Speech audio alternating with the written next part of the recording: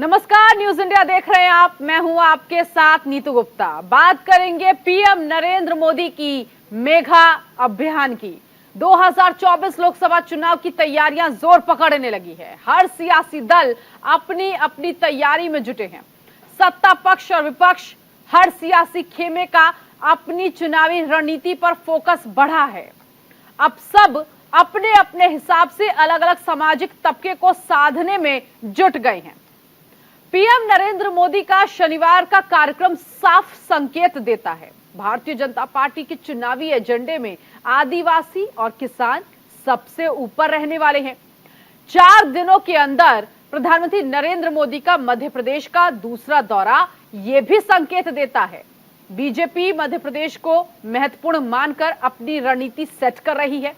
2024 लोकसभा चुनाव के पहले मध्य प्रदेश का विधानसभा चुनाव बेहद खास होगा। मध्य प्रदेश में हार जीत का असर लोकसभा चुनाव पर भी जरूर पड़ेगा। साल 2019 के लोकसभा चुनाव के नतीजे 2014 से भी बेहतर रहे।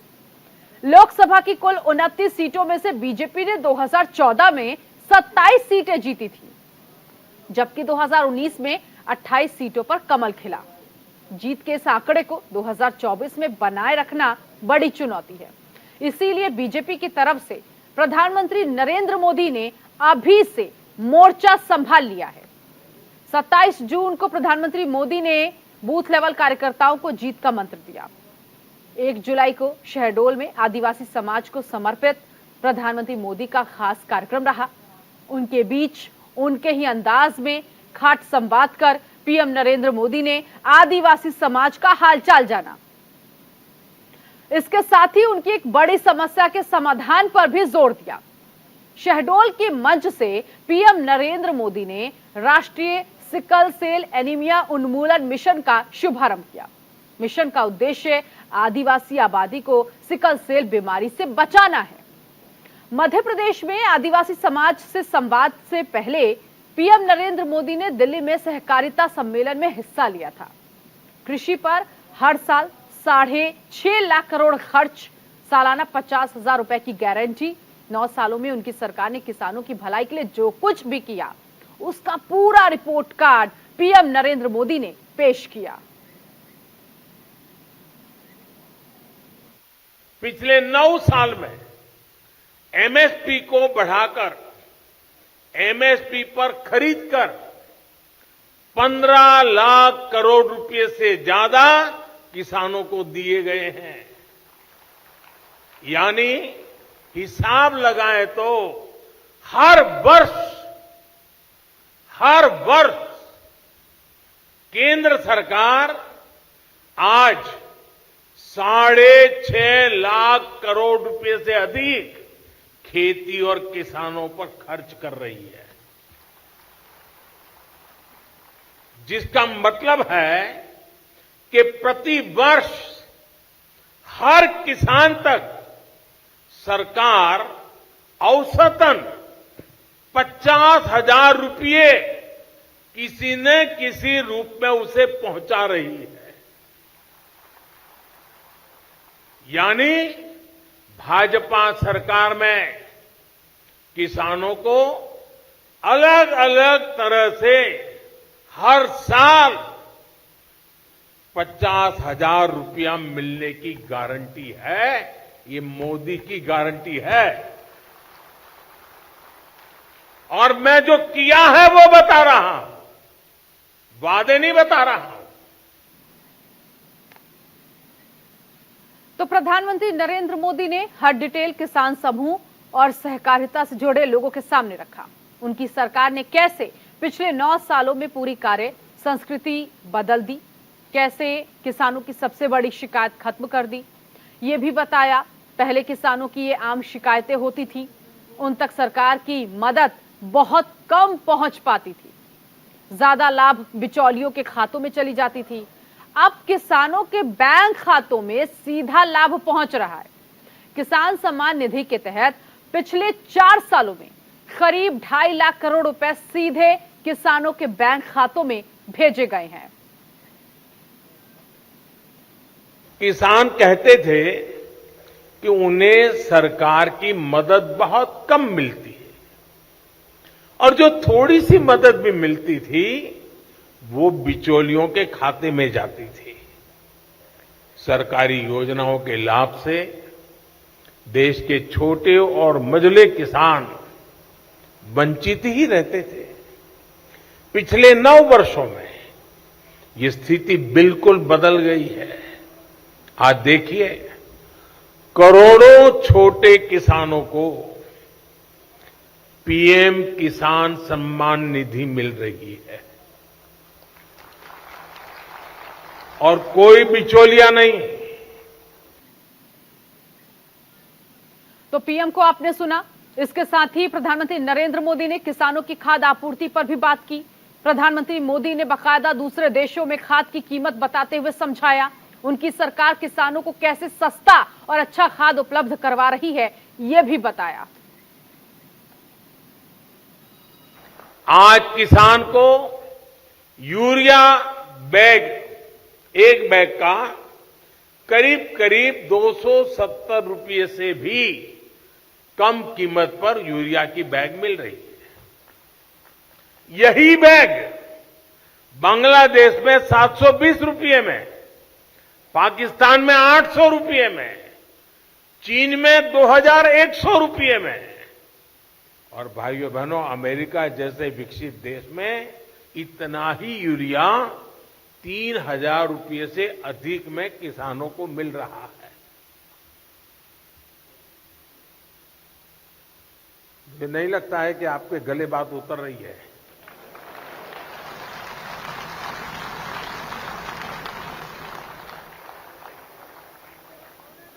जब तक ये फर्क समझेंगे नहीं हम, आखिरकार गारंटी क्या होती है, किसान के जीवन को बदलने के लिए कितना महाभगीरथ प्रयास जरूरी है, इसमें दर्शन होते हैं। तो दिल्ली में 2 दिवसीय सहकारी महासम्मेलन का आयोजन हो रहा है। इस 17वें सम्मेलन में देश के कई क्षेत्रों के प्रतिनिधि हिस्सा ले रहे हैं। प्रधानमंत्री नरेंद्र मोदी ने शनिवार को इस सम्मेलन का उद्घाटन किया। इस सम्मेलन में 3500 से ज्यादा प्रतिनिधि ने हिस्सा लिया है। Nepal, Sri Lanka, Bangladesh, Philippines, Malaysia, Iran जैसे देशों के प्रतिनिधि इसमें शिरकत कर रहे हैं। 34 आईसीए सदस्य देशों के प्रतिनिधि वर्चुअल मोड पर जुड़ने वाले हैं। देश में सहकारिता आंदोलन को इस स्तर पर ले जाने का श्रेय पीएम नरेंद्र मोदी को जाता है। उनकी पहल से देश में सहकारिता का काम काफी आगे बढ़ा। अलग सहकारिता मंत्रालय बनाने का सबसे बड़ा काम हुआ। आजादी के समय से ही अलग सहकारिता मंत्रालय बनाने की मांग होती रही और आखिरकार साल 2021 में अलग से सहकारिता मंत्रालय बनाया गया। गृहमंत्री अमित शाह के पास ही इसकी कमान है। अमित शाह सहकारिता मंत्री हैं, बीएल वर्मा सहकारिता राज्य मंत्री हैं। मंत्रालय का मकसद सहकारी आंदोलन को मजबूती देना है। इसके लिए एक अलग प्रशासनिक, कानूनी और नीतिगत ढांचा प्रदान करना, सहकारी समितियों को एक सच्चे जन आधारित आंदोलन के रूप में जमीनी स्तर तक पहुंचाना इसका काम है। सहकारी आधारित आर्थिक मॉडल विकसित करना भी है, जहां प्रत्येक सदस्य जिम्मेदारी की भावना के साथ काम कर सके। इसके साथ ही सहकारी समितियों के लिए ईज ऑफ डूइंग बिजनेस की सुविधा बनाना भी है। बहुराज्य सहकारी समितियों के विकास को बूस्ट देना है। आधुनिकीकरण, कंप्यूटरीकरण की व्यवस्था, ग्रामीण क्षेत्रों में हर वंचित तक विकास की पहुंच सुनिश्चित करना, सहकार से समृद्ध के मूल मंत्र के साथ मंत्रालय देश के ग्रामीण इलाकों की समृद्धि की दिशा में काम कर रहा है।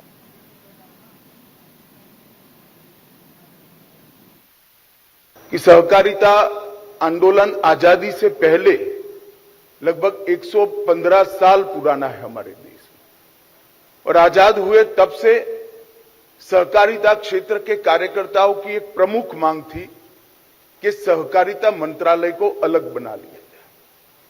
सहकारिता का पूरा कामकाज कृषि मंत्रालय के अंतर्गत एक जॉइंट सेक्रेटरी देखते थे, और इसके कारण सहकारिता क्षेत्र को बढ़ने में, समय अनुकूल परिवर्तन करने में, पारदर्शिता लाने में और देश और विदेश में हुए बदलाव को अपने आप में समाहित करने में ढेर सारी दिक्कत आती थी। प्रधानमंत्री जी जब दूसरी बार प्रधानमंत्री बने, मुझे कहते हुए बड़ा हर्ष हो रहा है कि उन्होंने 75 साल से लंबित हमारी मांग को पूरा कर एक स्वतंत्र सहकारिता मंत्रालय बनाया। और मैं स्पष्ट रूप से देख रहा हूं कि एक स्वतंत्र मंत्रालय बनने से, प्रधानमंत्री जी के सीधा मार्गदर्शन मिलने से और एक स्वतंत्र मंत्री सचिव फुल फ्लेज मंत्रालय बनने से सहकारिता मंत्रालय में और सहकारिता के क्षेत्र में ढेर सारे परिवर्तन संभव हुए हैं और आगे पर भी होते रहेंगे। तो देश में सहकारी आंदोलन का लंबा इतिहास रहा है। देश की ग्रामीण अर्थव्यवस्था को इससे मजबूती मिलती रही है।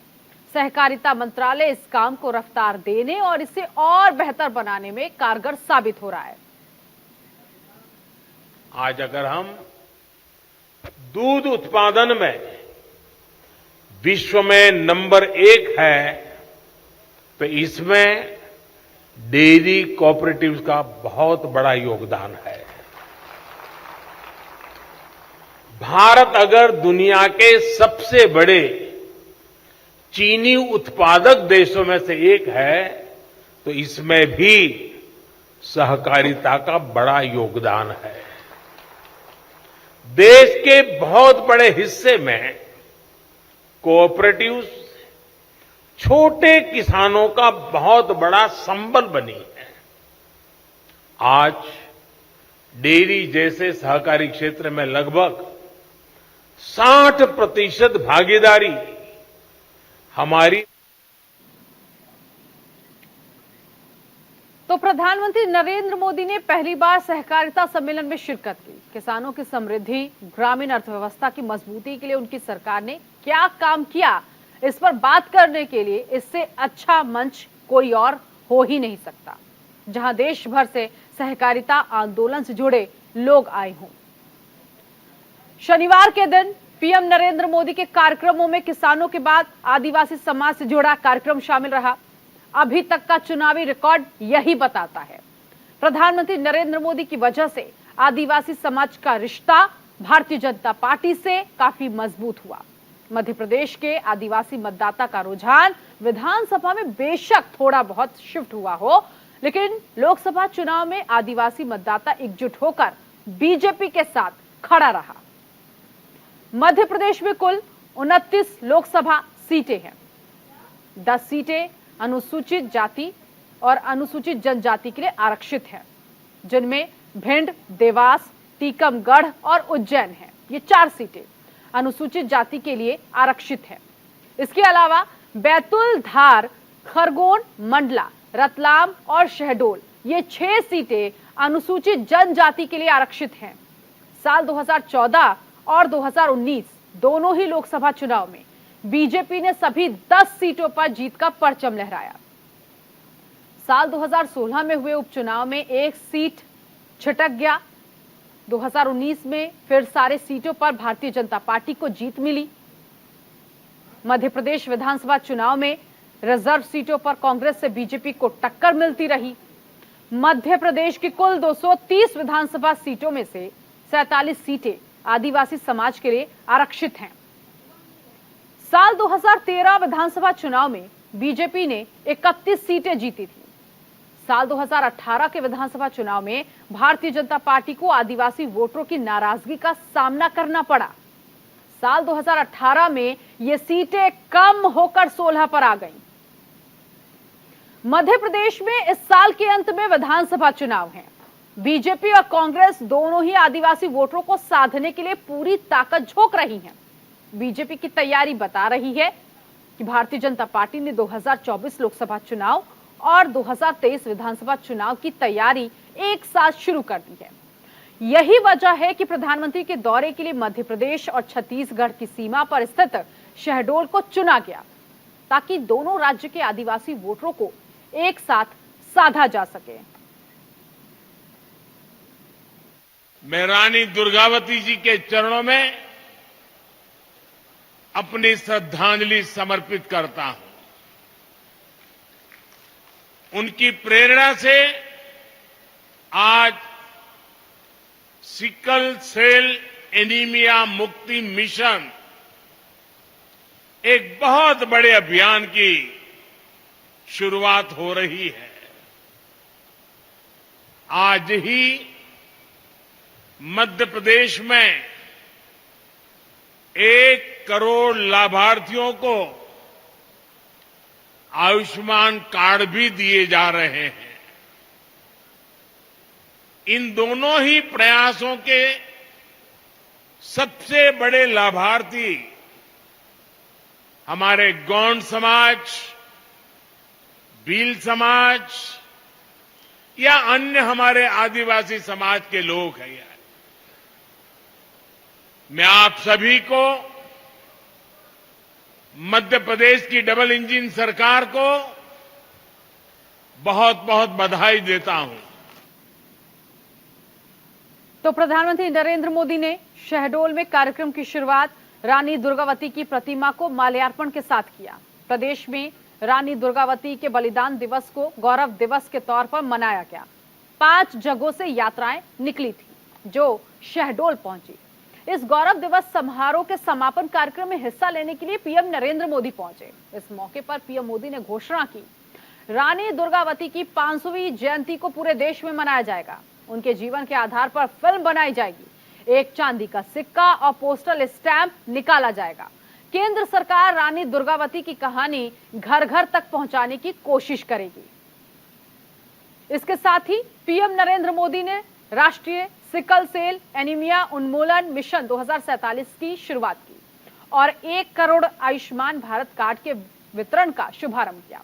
इस मौके पर केंद्रीय स्वास्थ्य मंत्री मनसुख मांडविया मौजूद रहे। सिकल सेल एनीमिया एक ऐसी बीमारी है जो भारत के आदिवासी समाज में पाई जाती है।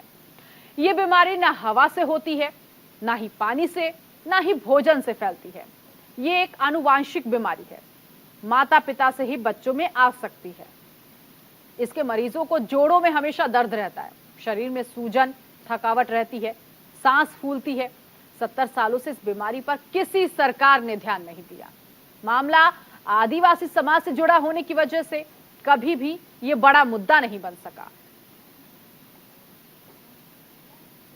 पूरी दुनिया में सिकल सेल एनीमिया के जितने मामले होते हैं उनमें से आधे 50% अकेले हमारे देश में होते हैं। लेकिन दुर्भाग्य की बात है कि पिछले 70 सालों में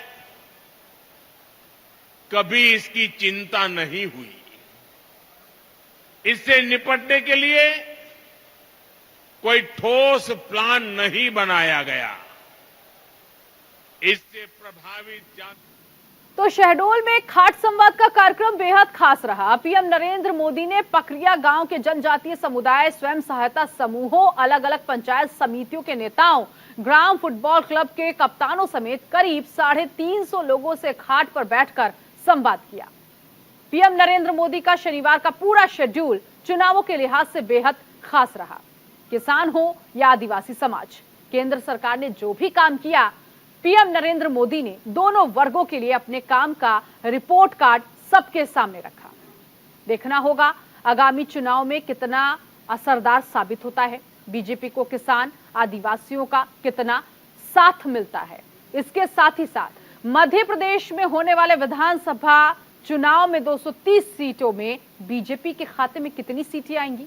क्या बीजेपी मध्य प्रदेश जीत पाएगी? पहचान गए हैं? बड़ी हो जाएगी। हैं? वाह, चलो आज मेरे साथ दिल्ली। हैं? चलना है ना? चलो।